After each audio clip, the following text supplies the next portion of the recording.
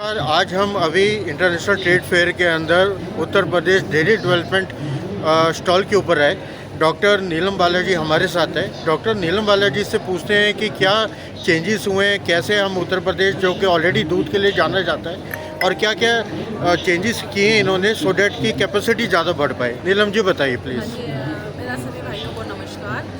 मैं डॉक्टर नीलम बाला, उप निदेशक निदेशालय पशुपालन विभाग उत्तर प्रदेश लखनऊ। ये स्टॉल जो हम यूपी इंटरनेशनल ट्रेड शो में हमने अपनी विभागीय योजनाओं का स्टॉल लगाया है।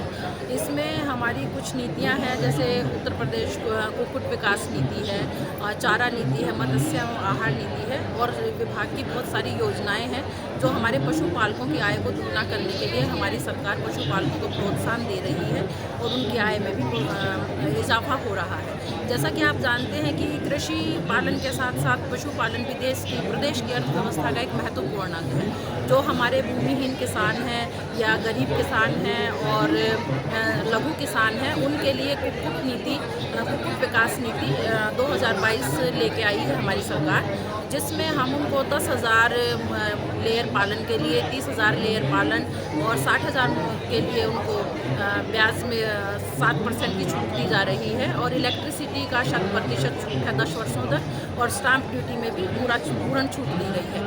इसके साथ हम उनके लिए ब्रायलर पालन की भी एक योजना लेके आए हैं, जिसमें 10,000 ब्रायलर पालन किया जाता है।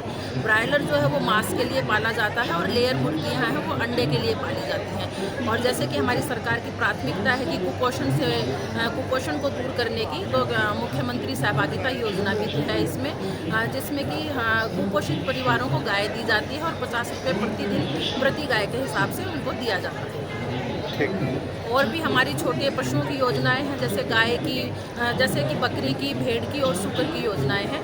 ये नेशनल लाइव स्टॉक मिशन है, सेंट्रल गवर्नमेंट और यूपी गवर्नमेंट का ज्वाइंट प्रोजेक्ट है। तो इसमें भी हम सूकर पालन के लिए अनुदान दिया जाता है, बकरी पालन के लिए दिया जाता है और भेड़ पालन के लिए दिया जाता है। इस प्रकार की विभिन्न योजनाएं हैं जिनसे हमारे किसान भाई इन योजनाओं का लाभ उठाकर अपनी आय को दुगनी कर सकते हैं, और हम भी एक प्रदेश की प्रगति में हिस्सेदार बन सकते हैं। धन्यवाद। सरकार की योजना है निराश्रित को आश्रय स्थलों में, जो हमारे निराश्रित पशु हैं उनको हम आश्रय स्थलों में रखते हैं।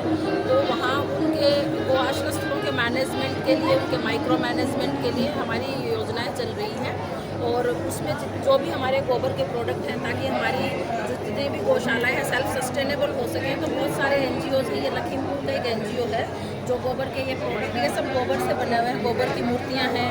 और ये क्या है, इसमें ना नीम का बीज है, और अगर आप इसको कहीं भी डाल दोगे तो ये सीडलिंग्स के तौर में इसमें से नीम निकलाएगा। तो ये इको फ्रेंडली उसके लिए बनाया गया है।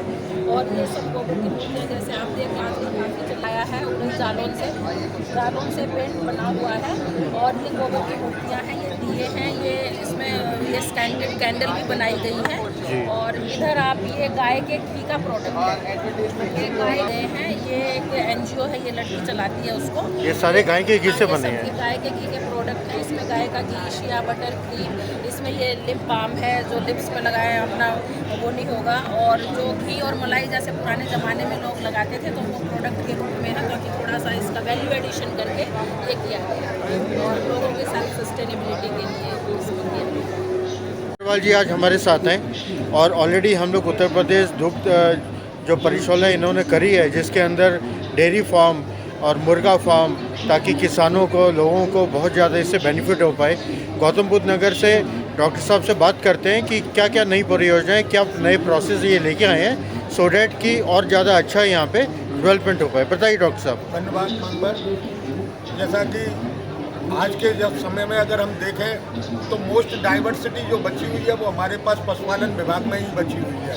कृषि विभाग से जितना भी उत्पादन लेना था हम ले चुके हैं। मैक्सिमम जो हमारे पास आज की GDP में भी हम देखें तो लगभग 18% जो टोटल भारतवर्ष की GDP है वो पशुपालन विभाग से ही आ रही है। इसी संबंध में जो 1 ट्रिलियन इकोनॉमी की हमारी माननीय प्रधानमंत्री जी और मुख्यमंत्री जी की परिकल्पना है, उसी के अंतर्गत हम डेयरी पालन, पिगरी पालन एवं पोल्ट्री को लगातार बढ़ावा दे रहे हैं। इसी संबंध में NLM योजना अंतर्गत हमारे यहाँ पोल्ट्री पॉलिसी 2022 के अंतर्गत उत्तर प्रदेश सरकार के द्वारा 10,000 लेयर फार्म्स का जो हमारे यहाँ योजना चलाई गई है वो 10,000, 30,000 और 60,000 लेयर्स फार्म की है, जिसके अंदर हम 7% इंटरेस्ट का रीपे करते हैं। और उसके साथ अगर आप कोई भी एंटरप्रेन्योर अगर खोलना चाहता है अपना फार्म, तो उसके लिए भूमि पर स्टाम्प शुल्क की छूट है एवं 5 साल तक बिजली विद्युत बिल में पूर्णतः 100% की छूट दी जाएगी। इसी तरह से नंद बाबा योजना मिशन के अंतर्गत उत्तर प्रदेश के अंतर्गत 25 गायों की स्वदेशी नस्ल की गायों के संवर्धन हेतु योजना चलाई गई है।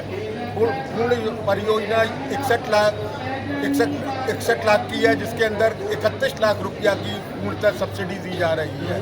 इसी तरह से अगर हम NLM योजना में देखें तो शुगर पालन के लिए हमारे पास 56 लाख रुपया का प्रोजेक्ट है, जिसमें कि हम 28 लाख रुपए की एक मुश्त सब्सिडी काश्तकार को दे रहे हैं। अगर इसी तरह बकरी पालन में आए, जो कि एक बहुत, जैसा कि महात्मा गांधी जी कहते थे कि बकरी जो है वो हमारे गरीब की गाय है, उसी परिप्रेक्ष्य में अगर हम देखें तो हमारे पास A1CR की योजना है, जिसमें कि हम 50 लाख रुपया की एक मुश्त सब्सिडी काश्तकार को दी जा रही है।